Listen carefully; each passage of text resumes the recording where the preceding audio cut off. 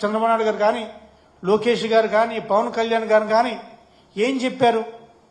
Super 6 హామీ మాది, మేము చేస్తాం, మాది బాధ్యత, సూపర్ 6 అంటే మా ప్రాధాన్యత సూపర్ 6 అని చెప్పి స్వయాన మీరు ముగ్గురు చెప్పిన మాట వాస్తవం కదా? ఒకసారైతే లోకేష్ గారు అయితే ఒక అడుగు ముందుకేసి స్పష్టమైన అవగాహన ఉంది, లెక్కలు ఉన్నాయి.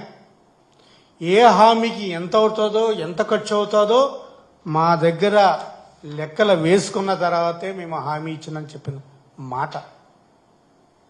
ఇప్పుడు ఏం చెప్తున్నారు? రాష్ట్రం దివాలా తీరిపోయింది, డబ్బులు లేవు, అందుకనే సూపర్ 6 చేతులెత్తేసాం.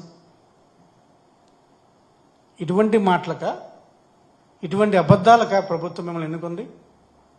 జగన్మోహన్ రెడ్డి గారు చెప్తూనే ఉన్నారు, చంద్రబాబు ఇచ్చిన మాట నమ్మబాకండి.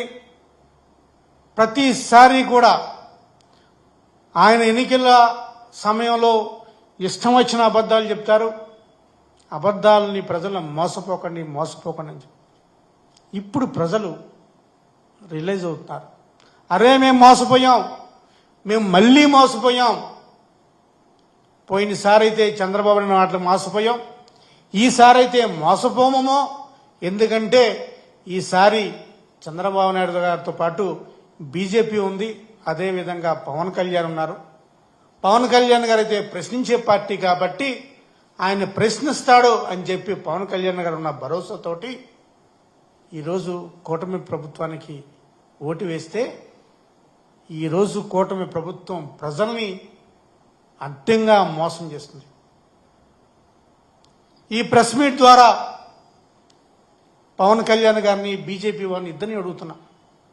పవన్ కళ్యాణ్ గారిని, అయ్యా మీరు ప్రశ్నించే పార్టీ కాబట్టి, ప్రశ్నలతో పుట్టిన పార్టీ కాబట్టి, మీరు ఎవరినైనా ప్రశ్నిస్తారు కాబట్టి, మీ సమక్షంలో మీరు కూడా అనేక సార్లు సూపర్ 6 గురించి చెప్పారు. దయచేసి ఈ సూపర్ 6ని ఎప్పటి నుంచి అమలు చేస్తారు? అసలు అమలు చేసే ఉద్దేశం ఉందా లేదా? ఆయనేమో అమలు చేయనంటున్నారు, అమలు చేయలేనంటున్నారు. ఇప్పటికన్నా మీరు చంద్రబాబు గారిని మీరు ప్రశ్నిస్తారా లేదని చెప్పి పవన్ కళ్యాణ్ అడుగుతున్నాను. ఇక బీజేపీని అడుగుతున్నాను. వైఎస్ఆర్ కాంగ్రెస్ పార్టీ హయాంలో రైతు భరోసా కింద కేంద్రం ఇచ్చే నిధులతో పాటు రాష్ట్రం కూడా నిధులు జత చేసి రైతు భరోసా ఇచ్చేది. మరి ఈ ప్రభుత్వ హయాంలో మరి కేంద్రం ఇస్తున్న నిధులు ఏమేని? రైతు భరోసాకి ఇస్తున్న నిధులు ఏమేని? కనీసం కేంద్రం ఇచ్చే రైతు భరోసా నిధుల కన్నా మీరు ఇస్తారా? మీతోటి జోడిస్తారు, మీ వాటాను జోడిస్తారా?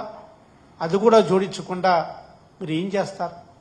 మరి ఆ నిధులు ఏమైనట్టు? ఏ సంపదకి వెళ్ళినట్టు? ఎవరి సంపదను సృష్టిస్తున్నారు? ఇవన్నిటికీ కూడా చంద్రబాబు నాయుడు గారు, ఈ కూటమి ప్రభుత్వం నాయకులు సమాధానం చెప్పాలని చెప్పి కోరుకుంటూ, వీళ్ళు చెప్పే అబద్ధపు హామీలు, నిన్న మొన్న లోకేష్ గారు విశాఖపట్నం వెళ్తే ఒక పెద్దవాడు అడుగుతుంది, ఫ్రీ బస్సు అన్నావు కదయ్యా, ఫ్రీ బస్సు ఎప్పుడు ఇస్తావు అని చెప్తుంది. దానికి సమాధానం చెప్పట్లే. నీకు పెన్షన్ వస్తుందా? అడిగింది ఏంటి? నా సూపర్ 6 హామీల్లో ఒక హామీ గురించి అడుగుతుంటే, అది కాకుండా ఎక్కడ చూసినా సరే డైవర్షన్ పాలిటిక్స్ని డైవర్షన్గా చేస్తున్నారు. ఇది మంచిది కాదని చెప్పి తెలుగుదేశం